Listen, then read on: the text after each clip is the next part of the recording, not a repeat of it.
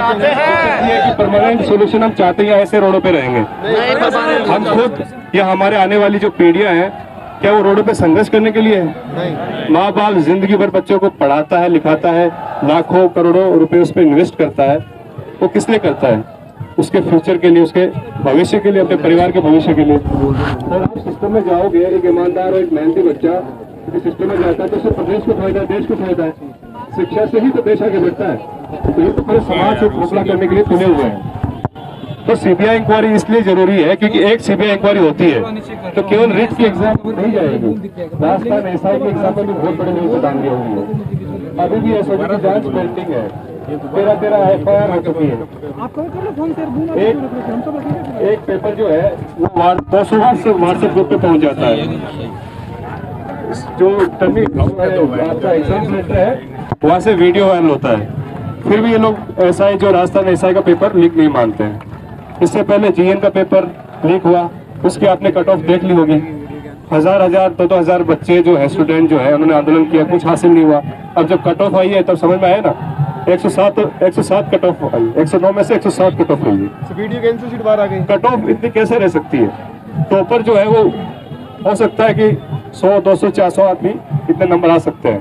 Cut off का मतलब तो होता है लास्ट विद्यार्थी जो सेलेक्ट हुआ है उसके नंबर इतने हैं। वो इम्पॉसिबल है, पेपर लीक होने के बिना संभव ही नहीं है।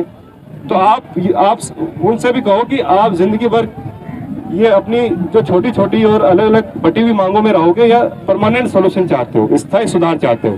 दुनिया इतनी आगे बढ़ चुकी है, ये बेईमान लोग 48 घंटे पेपर लीक हो जाता है, उसको भी लीक नहीं मानते। वीडियो का हो रहा है, हर पेपर लीक हो रहा है, वीडियो किसी का भी पेपर आप नाम लो, हर पेपर ये लीक हो रहा है। अब साथियों, ये आप मानो या ना मानो, मैं झुंझुनू का रहने वाला हूँ। यहाँ पे 6 तारीख को शहीद स्मारक पर हम बैठे थे। शहीद स्मारक पर पुलिस ने रात को बिना बताए हमको धारा 144 लगाई थी, डरने की परमिशन नहीं दी हमको, फिर भी हम गए, वहाँ से जबरदस्ती हमको उठाया। एक सैनिक, मैं ऑफिसर था, मुझे राष्ट्रपति द्वारा शौर्य चक्र प्रदान किया गया। शौर्य चक्र किस लिए प्रदान किया गया? 7 नक्सलियों को, देश के दुश्मनों को हमने मारा था। कोई ऐसा फालतू काम नहीं किया था हमने। राष्ट्रपति भवन में 2 बार राष्ट्रपति भवन में 2 बार हमको बुलाया गया था, मुझे, मेरे परिवार को, मेरी पत्नी को। विपिन रावत हमारे जो सेनाध्यक्ष थे, शहीद हो गए, वो मुझसे दो बार मिले, पर्सनली आके मुझसे 2 बार मिले। तो मुझे यहाँ पे आके क्या सम्मान है? सब जिंदगी में मैंने कौन सा सम्मान हासिल नहीं किया जो मुझे यहाँ पे ग्राउंड में आके चाहिए था। पर ये जो धीरे धीरे खून की तरह बीमारी हमारे समाज को खाती जा रही है, इसको हम उखाड़ नहीं फेंकेंगे तो बर्बाद हो जाएंगे हम लोग, हमारे आने वाली पीढ़ियां बर्बाद हो जाएंगी। यहाँ पे हमको उठाया गया, उस सैनिक को जिसने राष्ट्रपति जी ने सम्मानित किया, उसकी एक पुलिस का सिपाही यहाँ से कॉलर पकड़ के घसीटते हुए बस में ले गया था। और किस लिए? मैंने अपने साथियों को गिरफ्तार होने से बचाया था। मैंने इनको मत पकड़ो, आप मुझे पकड़ लो। यहाँ से कॉलर पकड़ते हुए मेरी, और ये बस में ले गए थे। बस में ले गए, बस में गाली गलौज करी उन्होंने, धक्का मुक्की करी, लात मारी, डंडे मारे, मुझे मारे, साथियों को मारे, यहाँ से बाल खींचे। तो ये मतलब क्या हम नहीं, ये हम क्या है? मतलब हम आतंकवादी हैं क्या है? हम रेपिस्ट हैं क्या? हम क्या सम्मान का अपमान कर रहे हैं सरकार? ये शौर्य चक्र का अपमान कर रहे हैं राजस्थान सरकार। शौर्य चक्र का अपमान नहीं है, ये जो सरकार से विकास अगर तुम संघर्ष करो हम तुम्हारे साथ हैं। विकास अगर तुम संघर्ष करो हम तुम्हारे साथ हैं। ये मेरा भाई जो है श्याम भाई, ये मेरे साथ था उस समय, इसको भी पुलिस पकड़ के ले गई थी। आप पूछ सकते हैं कैसा सलूक किया था पुलिस ने। अब हर उस आदमी, बाद में पूछ लेना, हर आदमी जो सरकार से सवाल करता है, उससे अपना हक मांगता है, उसके साथ सरकार ऐसा ही सलूक करती है। यहाँ पे धारा 144 लगा दी। कोविड की आड़ में हमारे माननीय मुख्यमंत्री जी के लिए जो कोविड है, जो कोरोना है, वो अभिशाप नहीं है, उनके लिए वो वरदान है। इन्होंने 3 साल की जो अपनी सरकार चलाई है, वो कोविड के आड़ में चलाई है। ये 8 महीने 9 महीने जम के घोटाले करते हैं, लूटते हैं, हमारा खून चूसते हैं, उसके बाद में 3 महीने बिल में छुप जाते हैं कोविड के नाम पे। और जब जनता इनसे सवाल करती है, आवाज़ उठाती है, तब ये कोविड प्रोटोकॉल गाइडलाइन के नाम पर बंदिशें लगा देते हैं। आप सोचो, लोकतंत्र में, डेमोक्रेसी में आपको धरना देने की परमिशन ना हो, आपको रैली निकालने की परमिशन ना हो, आपको बोलने की परमिशन नहीं हो, तो डेमोक्रेसी किस चीज़ की है? डेमोक्रेसी है ही नहीं, खत्म है। आज हम फिर 200 साल पीछे चले गए। यहाँ से उठाया गया, मैं गांव में जाके बैठा, छोटा सा गांव है। गांव में तो एक समय आप चले जाएंगे तो आपको स्वाद में भी नहीं मिलेंगे। उस गांव में मैं इसलिए बैठा कि वहाँ पे 144 लगाने से पहले उनको कोई रास्ता में 144 लगानी पड़ेगी। वहाँ बैठा मैं 1 दिन, 2 दिन, 4 दिन, 5 दिन। डॉक्टर ने कहा कि इनको एडमिट करना पड़ेगा, कीटोन बॉडीज काफ़ी बढ़ गई हैं, किडनी पे इफेक्ट पड़ रहा है। तो मैं नहीं चाहता था, जबरदस्ती प्रशासन मुझे वहाँ से उठा के ले गया। ठीक है, मुझे ले गया, मेरी सेहत की हो सकता है चिंता हो, पर मैं चिंता नहीं मानता। उनको ये लगता है कि कहीं मर गया ये, तो फिर ये लोग जीने नहीं देंगे। वहाँ से उठा के मुझे हॉस्पिटल में एडमिट कर दिया। जिस हॉस्पिटल में मैं एडमिट हुआ, वहाँ पे सेकेंड वेव में ऐसा कोई बेड नहीं था जो खाली हो, कोरोना का जो पेशेंट है।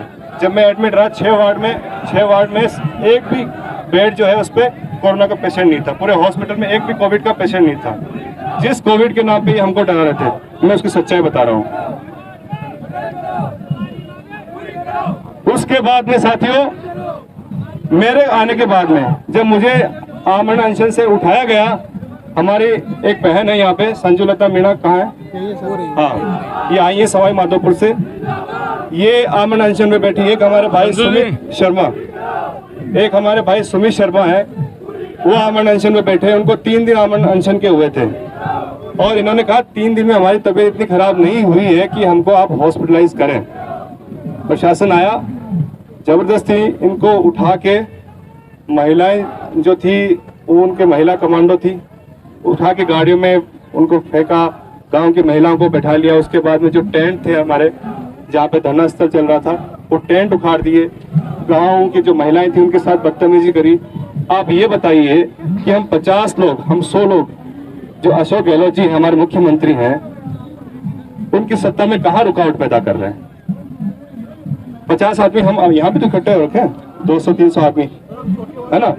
पर क्यों? सरकार दहशत में थी, सरकार को डर था कि ये चिंगारी जो है कहीं आग ना बन जाए, ये चिंगारी है कहीं आग ना बन जाए। जन जन जो राजस्थान का है वो सवाल ना करने लगे, इसलिए सरकार ने उस धरना स्थल को उखाड़ दिया, उसको उजाड़ दिया। फिर भी गांव की महिलाएं, 70 साल की महिला, मेरी माँ, 10 साल का बच्चा वहां पे बैठ गया कि आप हमको उठा के दिखाओ, आप हमको उठा के दिखाओ। बन गया।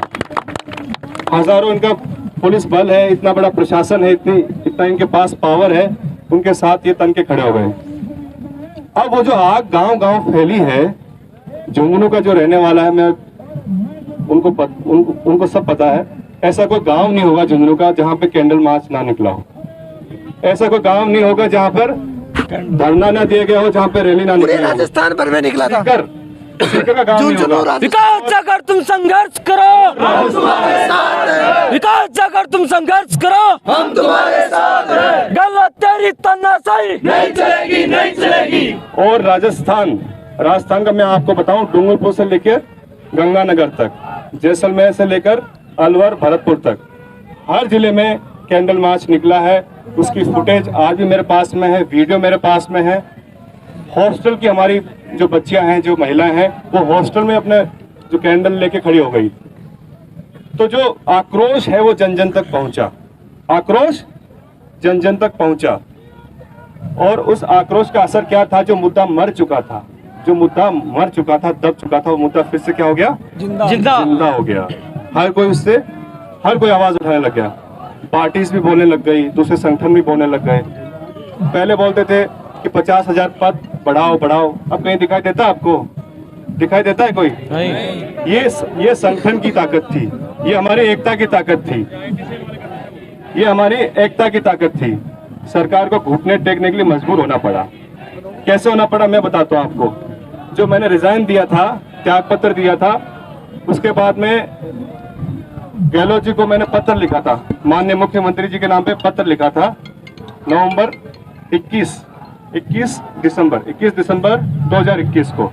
उस पत्र में मैं आपको उसमें सोशल मीडिया या ट्विटर पे पढ़ा होगा, आप पढ़ सकते हो उसको।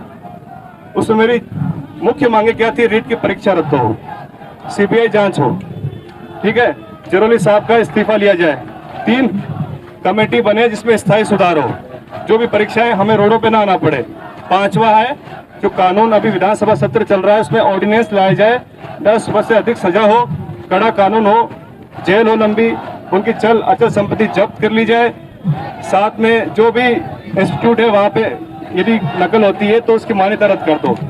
तो उसमें हमारी मांगी कौन सी पूरी हो गई? रीट की परीक्षा रद्द हो गई पर लेवल 2 ही हुई है, ठीक है, सीबीआई जांच नहीं हुई, उसी के लिए हम यहाँ पे आए हैं। जरौली साहब गए, कमेटी गठित हो गई है पर हमको विश्वास नहीं है कमेटी इतनी मजबूत है, बहुत बार उन्होंने कमेटी गठित की है, कानून ये कह रहे हैं कि हम लाने वाले हैं, तो लगभग हमारी मांगे तो पूरी हो चुकी हैं, पर हमारी मुख्य मांग क्या है? CBI inquiry. एक सामान्य व्यक्ति, ये भाई यदि जुल्म करता है, ये अपराध करता है तो इसको सजा होती है कि नहीं होती? पुलिस क्या छोड़ देगी इसको? नहीं छोड़ेगी ना, मुझे छोड़ देगी, आपको छोड़ देगी?